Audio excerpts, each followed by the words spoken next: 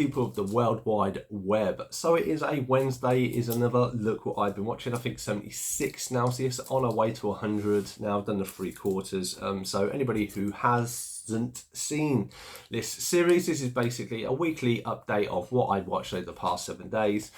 This week I was away for a few days, so I did get to watch a few things more.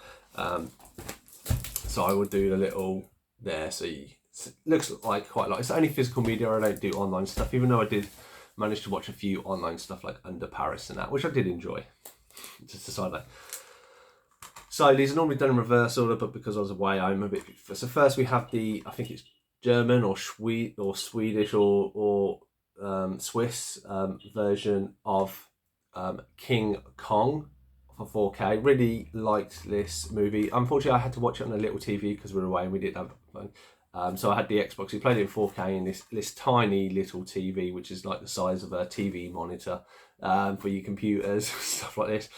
But it is what it is. It was, unfortunately, that's what we had. We had no Wi-Fi as well, so any physical media I took with me, that was what we were watching. Really did enjoy it. Watched the extended version, so I think it's like 20 minutes, half an hour with I believe it's the extra fish scene and some of the other island stuff was new to me. I mean, I've watched the movie I think 2 or 3 times. I haven't done the game, and I don't remember some of those being in there, but I could be wrong.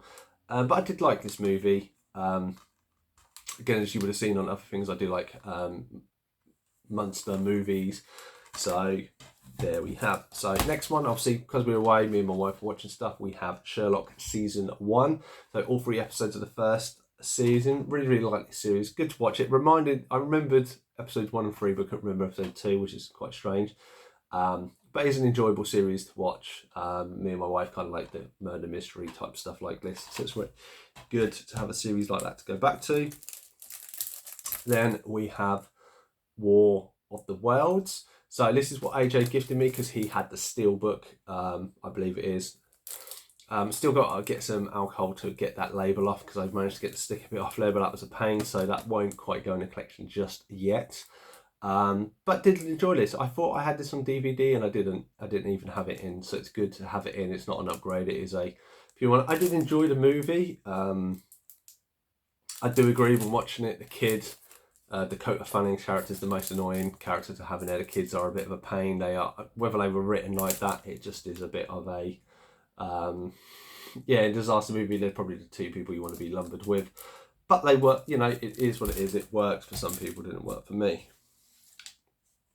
Then obviously we have what Matt and AJ gifted me. So this, I believe, is AJ gifted me this, so Kick-Ass number 2.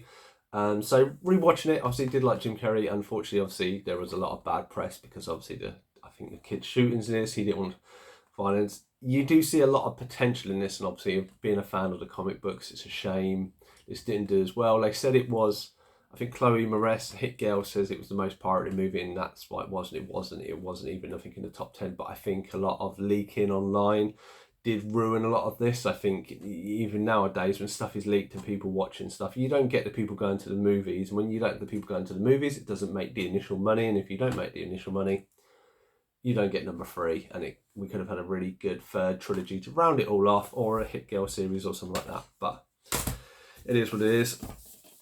And obviously the reason why I watched 2 is because I'd watched 1. My wife watched part of it and she was like, what the hell are you watching? This looks like a pile of rubbish. I really enjoy it. I say, I'm a big fan of the comic books. I think it's done really well. And it is a very interesting take on the superhero genre. It's nice. Like, superheroes have been such a big thing in probably the past 15, 20, 25 years, probably even going back to like Blade and X-Men from the like late 1990s to 2000s.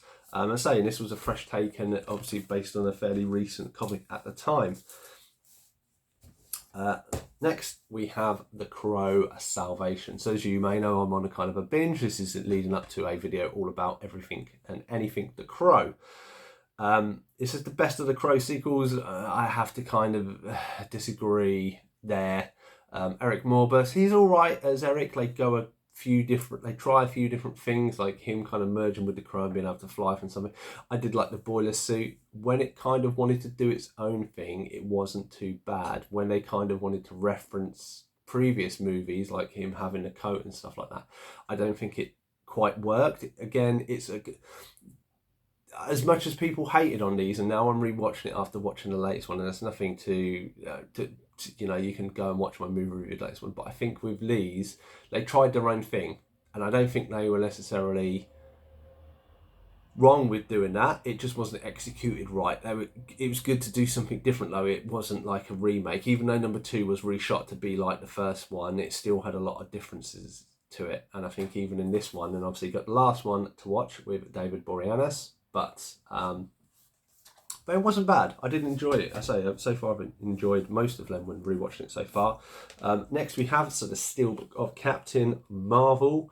Yes, good old Carol Danvers. I know a lot of people hate on the Marvels. I quite enjoyed this movie. I quite enjoyed the character. I think she has done well, and I think Brie Larson is a good actress and a good depiction of her. I don't think she deserves the hate she gets, but that's just me.